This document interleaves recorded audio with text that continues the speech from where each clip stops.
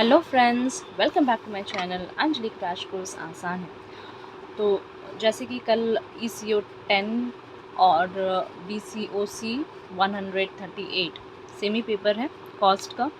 ठीक है, कल इसका एग्ज़ाम है, मुझे पता है। तो आज मैं ये वीडियो अपलोड कर रही हूँ और वीडियो को पूरा देखिएगा क्योंकि इसमें ये जो कॉस्ट शीट है 15 मार्क्स का आता है। ठीक है, और जून 2021 के एग्ज़ाम में भी कॉस्ट शीट नहीं आया था, तो ये मान के हम लोग चल सकते हैं कि अभी दिसंबर के एग्ज़ाम में आ सकता है। ठीक है, और 15 मार्क्स ये बहुत ही मैटर करेगा 50 मार्क्स के क्वेश्चन पेपर के लिए। ठीक है, 50 में 18 पास मार्क है, तो अगर आपका सोचिए 15 ही करेक्ट हो जाता है, पूरा 15 में 15 आपको मिल गया, तो 3 मार्क्स आप लोगों को अच्छे से मिल सकता है और इससे भी ज़्यादा आप लोग स्कोर कर पाएंगे कॉस्ट में।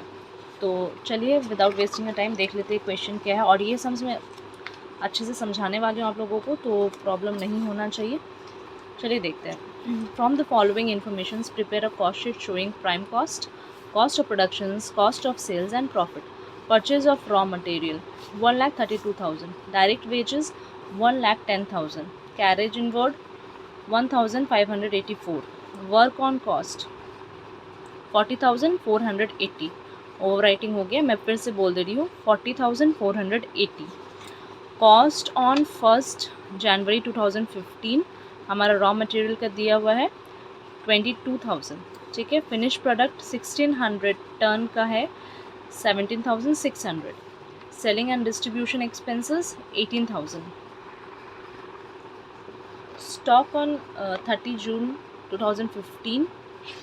ठीक है, रॉ मटेरियल हमारा है 24,464। फिनिश प्रोडक्ट का सिर्फ यूनिट दिया हुआ है 3,200। फिनिश प्रोडक्ट का यहाँ पे अमाउंट नहीं दिया हुआ है, लेकिन ठीक है ये हम लोगों को निकालना पड़ेगा।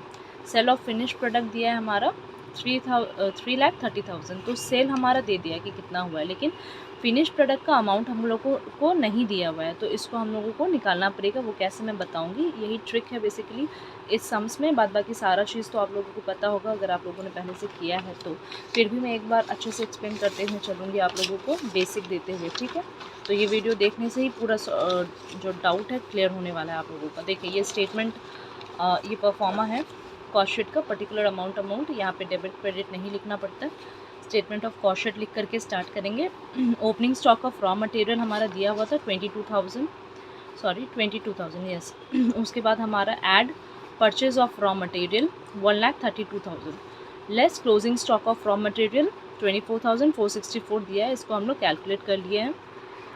ओके, तो कॉस्ट शीट का ये जो मैंने बताया रॉ मटेरियल कंज्यूम, ये एक्चुअली होता क्या है, जब भी कोई सामान बनता है मतलब कि कोई प्रोडक्ट बनता है तो उसके पीछे रॉ मटेरियल यूज़ होता है। तो रॉ मटेरियल जब यूज़ होता है, सपोज़ कीजिए आपका अगर किसी चीज़ का फैक्ट्री है, तो आपका तो अभी आपने सेटअप नहीं किया है, बहुत दिन से आपका फैक्ट्री चल रहा है, तो कुछ ना कुछ रॉ मटेरियल आपका बच जाता है हर एक साल।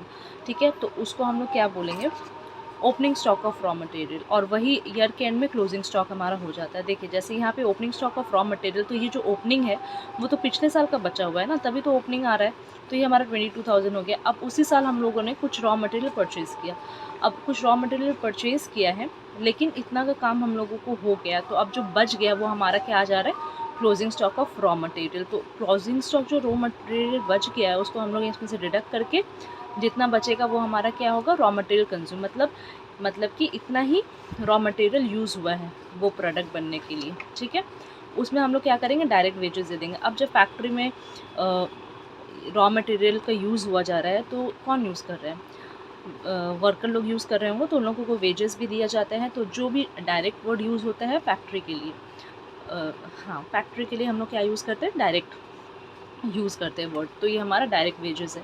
ठीक है, और कैरेज इनवर्ड का मतलब होता है कि अगर कोई सामान हम लोग परचेज़ कर रहे हैं, तो उसको जब हम लोग लेकर के आते हैं फैक्ट्री में अपनी तरफ, तो उसको क्या बोलते हैं, इनवर्ड। ठीक है, तो उसका भी एक्सपेंस जुड़ता है, तो ये एक्सपेंस आ गया। तो ये हमारा क्या निकल गया, प्राइम कॉस्ट, मतलब मूल कॉस्ट जो होता है, मतलब मूल जो दाम निकला है वो हमारा है प्राइम कॉस्ट, मतलब उसको ही प्राइम कॉस्ट बोलते हैं। मतलब कि कोई सामान बनाने में जो मूल दाम आपका लगता है उसको बोला जाता है प्राइम कॉस्ट। तो बेसिकली आप लोग देख रहे हैं कि कोई अगर प्रोडक्ट बनता है तो उसमें रॉ मटेरियल यूज़ होता है। ठीक है, रॉ मटेरियल के साथ उसमें जो वर्कर होता है उनका वेजेस भी लग जाता है, तो वो सब मिला करके हमारा प्राइम कॉस्ट निकल जाता है। अब देखिए यहाँ पे वर्क कॉस्ट दिया था, मैंने स्लैश दे के फैक्ट्री कॉस्ट लिखा है क्योंकि आप लोग कंफ्यूज ना हो, क्योंकि वर्क कॉस्ट और फैक्ट्री कॉस्ट एक ही चीज़ है, कुछ अलग नहीं है, ठीक है। अब हम लोग फैक्ट्री कॉस्ट को मिला देंगे यहाँ पे, तो क्या हमारा हो जाएगा, कॉस्ट ऑफ प्रोडक्शन निकल जाएगा। ये हमारा कॉस्ट ऑफ प्रोडक्शन है, ठीक है। अब यहाँ पे देखिए उसके बाद क्या हुआ है हमारा, देखिए अब जब गुड बन के ऑलमोस्ट रेडी है, फैक्ट्री में चला गया है वो अब, ठीक है। फैक्ट्री में जाने के बाद अब कहाँ जाएगा, वो ऑफिस में जाएगा। ऑफिस में भी बहुत सारा काम होता है का, ठीक है, उसका पैकेजिंग वगैरह या फिर कुछ बाकी रह जाता है उसका फिनिशिंग करने में, तो वो सब चीज़ फैक्ट्री में ही जा कर के कंप्लीट किया जाता है, ठीक है। तो वहाँ पे आप देखिए ओपनिंग फिनिश प्रोडक्ट, अब फिनिश कोई सामान को अगर फिनिश करते हैं तो उसके मतलब बहुत सारा चीज़ उसमें भी तो इंक्लूडेड होता है, जैसे उसका पैकेजिंग के लिए हो गया, फिर टैग्स लगाते हैं, फिर बहुत सारा चीज़ रहता है, तो वो प्रोडक्ट भी तो फैक्ट्री के पास होगा ही पहले से, तो वही ओपनिंग फिनिश प्रोडक्ट, ठीक है, 17,600। अब यहाँ देखिए क्लोजिंग फिनिश प्रोडक्ट हम लोग को पता नहीं है, बट कितना टन है वो हम लोग को मालूम है। तो अब हम लोग इसको कैसे निकालेंगे, एकदम ध्यान से देखिएगा। देखिए cost of production into finish product unit दिया है, गुड प्रोड्यूस्ड उसका भी यूनिट हम लोगों को दिया गया है, ठीक है। तो इस तरह से करके हम लोग निकाल लेंगे। तो हम लोग का कॉस्ट ऑफ प्रोडक्शन यहाँ देखिए कितना आया है, 2,81,600, ठीक है। और फिनिश प्रोडक्ट का यूनिट कितना दिया हुआ था, 3,200 होल डिवाइडेड अपन 25,600। इसको अगर हम लोग कैलकुलेट करेंगे तो हमारा आ जाएगा 35,200। मैं एक बार दिखा देती हूँ आप लोगों को, देखिए 2,81,600, ठीक है, इंटू 3,200 होल डिवाइडेड बाई 25,600, तो ये हमारा आ गया 35,200, ठीक है। अब इसको हम लोग लेस कर लेंगे ओपनिंग फिनिश प्रोडक्ट से, तो ये हमारा आ जाएगा, देखिए यहाँ पे 35,000 है, यहाँ पे 17,000 है, ठीक है। तो बेसिक कैलकुलेशन है मैथमेटिक्स का, माइनस का साइन अगर ज़्यादा माइनस है यहाँ पे, ठीक है, इसको हम लोग लेस कर रहे हैं, ये अमाउंट ज़्यादा है तो हम लोग ये अमाउंट भी हमारा क्या हो जाएगा, नेगेटिव ही आ जाएगा, ठीक है। तो इसलिए हम लोग इसको ब्रैकेट में रखे हैं। अब ये 2,81,000 से इसको हम लोग लेस करेंगे तो हमारा आ जाएगा 2,64,000। ये हमारा आ गया कॉस्ट ऑफ गुड्स सोल्ड। अब इतना ही कॉस्ट मतलब लगा है पूरा प्रोडक्ट बनने में। अब इसमें हम लोग क्या जोड़ेंगे, सेलिंग एंड डिस्ट्रीब्यूशन एक्सपेंस, ये हमारा आ गया 18,000, ठीक है।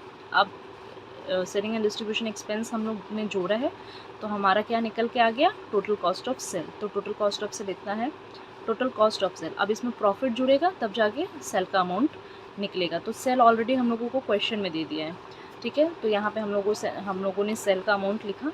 अब इन लोग दोनों में से क्या करना है हम लोगों को, देखें बताती हूँ, 3,30,000 ये हम लोगों को दे दिया है सेल का अमाउंट, ठीक है। अब इसमें से हम लोग का जो टोटल कॉस्ट ऑफ सेल है इसको हम लोग लेस करेंगे। तो टोटल कॉस्ट ऑफ सेल कितना है, 2,82,000, ठीक है। तो क्या आ गया हमारा 48,000, ये हमारा क्या हो जाएगा, प्रॉफिट हो जाएगा। इतना हम लोग प्रॉफिट इंक्लूड करके सेल का अमाउंट दिए हैं, ठीक है। तो फ्रेंड्स इस वीडियो में इतना ही था। आई होप आप लोगों का कल का एग्ज़ाम अच्छा जाए। All the best for your exam. और हाँ, थ्योरी भी करके जाइएगा, बहुत ही इंपॉर्टेंट होता है। Till then keep growing, keep learning, and yes please support my channel by subscribing to it. Thank you for watching.